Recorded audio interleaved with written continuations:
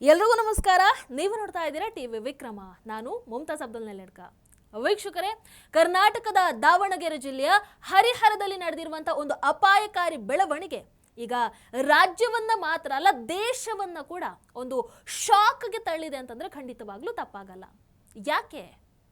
Painting ಕೆಲಸ ಮಾಡುವ ನೆಪದಲ್ಲಿ ಬಂದಿದ್ದಂತಹ ಒಬ್ಬ ವ್ಯಕ್ತಿ ಈಗ ಶಂಕಿತ ಉಗ್ರನಾಗಿ ಅರೆಸ್ಟ್ ಆಗಿದ್ದಾನೆ.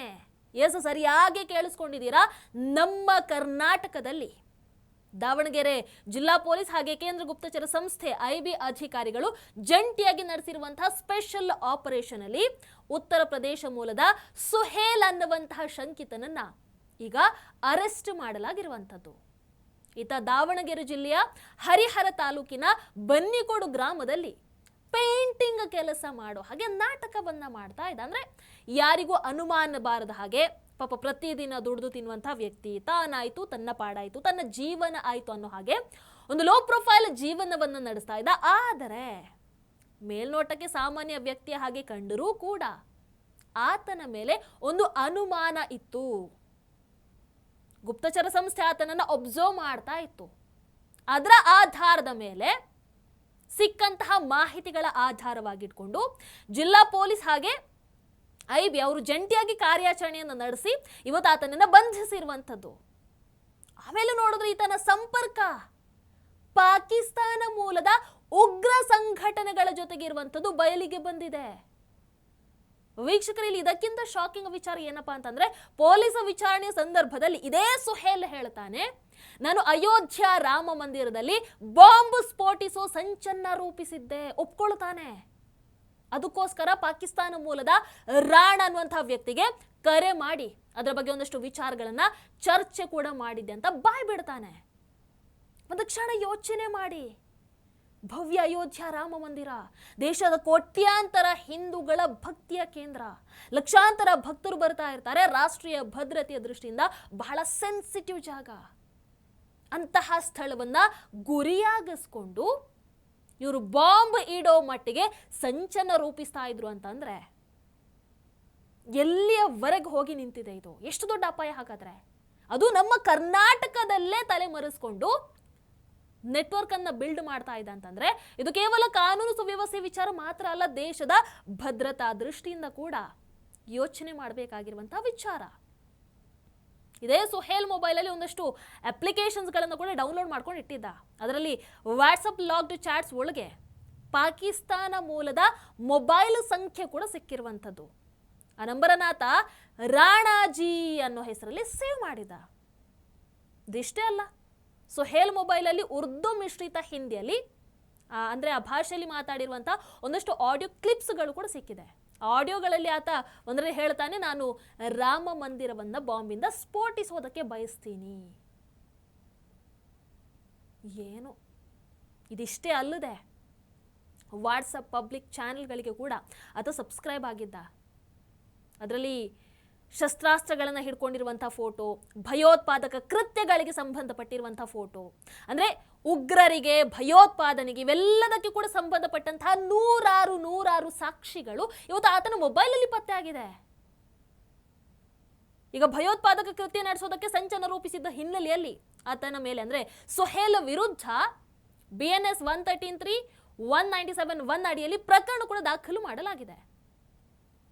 ಇದು ಇಲ್ಲಿ ಬಂದು ಸಾಮಾನ್ಯ ಪೇಂಟರ್ ರೀತಿ ಜೀವನವನ್ನು ನಡೆಸ್ಕೊಂಡು ಇಂತಹ ಸಂಚನ್ನ ರೂಪಿಸ್ತಾ ಇದ್ದ ಅಂತಂದ್ರೆ ಸ್ಥಳೀಯ ಮಟ್ಟದಲ್ಲಿ ಯಾರಾದ್ರೂ ಈತನಿಗೆ ಸಹಾಯವನ್ನ ಮಾಡ್ತಾ ಇದ್ರಾ?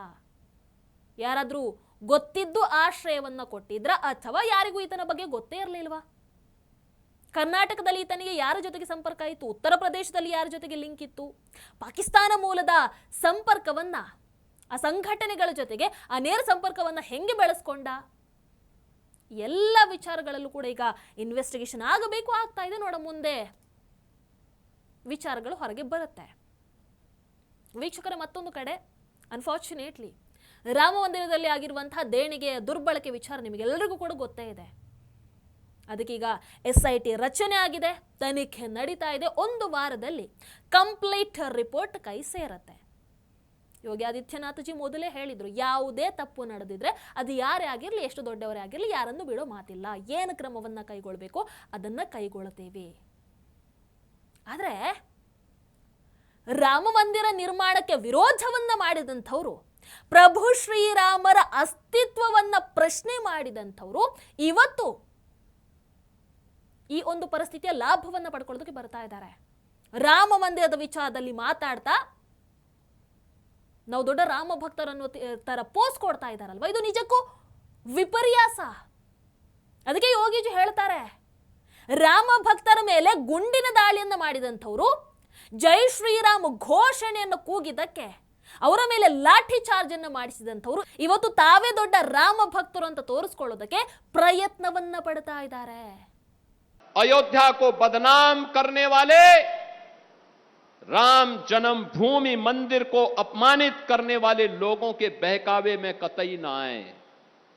ये लोग कभी नहीं चाहेंगे कि अयोध्या का नाम हो. ये कभी नहीं चाहेंगे कि अयोध्या सम्मान पाए, क्योंकि ये लोग स्वयं क्षमता विहीन थे, कर नहीं सकते थे. तब अयोध्या को बिजली नहीं मिलती थी. अयोध्या को इन्होंने बिजली नहीं दी, संकरी गलियों में बांध करके रख दिया था. आज दुष्प्रचार करके हमारी सप्तपुरियों में से पहली पुरी अयोध्या धाम को ये लोग अपमानित करते हैं, दुष्प्रचार करते हैं, अपमानित करते हैं. हम इनके बहकावे में कतई ना आए. इनका आचरण आपके सामने है.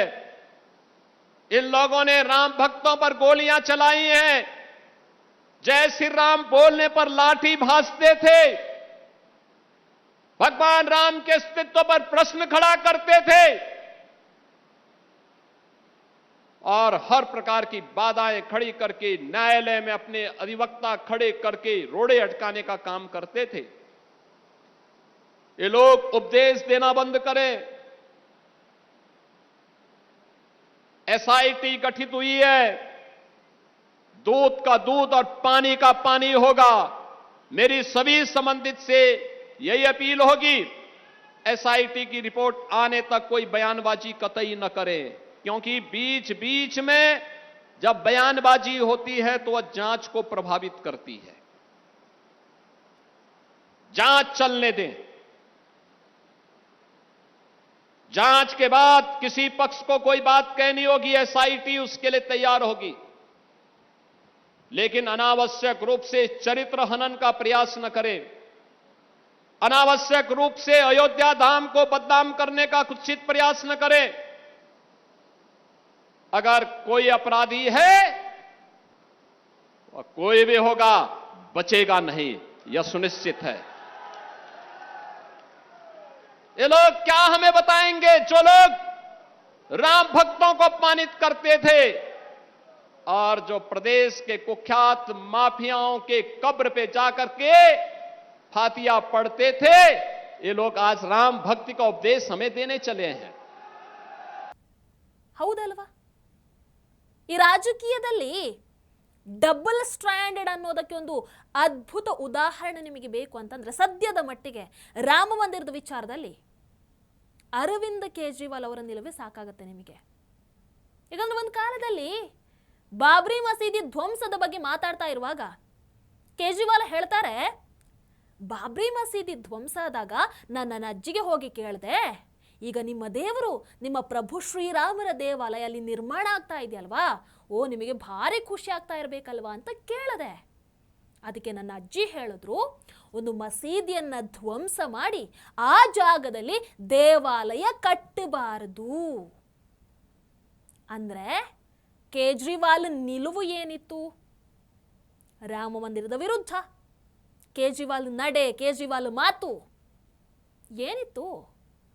ಅಲ್ಲಿ ರಾಮ ಮಂದಿರ ನಿರ್ಮಾಣದ ಭಾವನೆಗಿಂತ ಬಾಬ್ರಿ ಮಸೀದಿಯ ಧ್ವಂಸದ ನೋವನ್ನು ಹೈಲೈಟ್ ಮಾಡುವಂಥದ್ದು, ರಾಮ ಮಂದಿರ ನಿರ್ಮಾಣವನ್ನ ವಿರೋಧ ಮಾಡುವಂಥದ್ದು. ಇವತ್ತು ಅದೇ ಅರವಿಂದ್ ಕೇಜ್ರಿವಾಲ್ ರಾಮ ಮಂದಿರ ದೇಣಿಗೆಯ ವಿವಾದ ವಿಚಾರದಲ್ಲಿ ಬೇಸರವನ್ನ ವ್ಯಕ್ತಪಡಿಸ್ತಾ ಇದ್ದಾರೆ. ಯಾಕಪ್ಪ? ಏನೋ ಪ್ರಭು ಶ್ರೀರಾಮರ ಮೇಲೆ ಭಕ್ತಿ ಇರೋ ಹಾಗೆ ಮಾತುಗಳನ್ನ ಆಡ್ತಾ ಇದ್ದಾರೆ. ಈಗ ಅದರ ಲಾಭವನ್ನ ತೆಗೆದುಕೊಳ್ಳೋದಕ್ಕೆ ಅಯೋಧ್ಯೆಗೆ ಭೇಟಿ ಕೊಡ್ತಾ ಇದ್ದಾರೆ.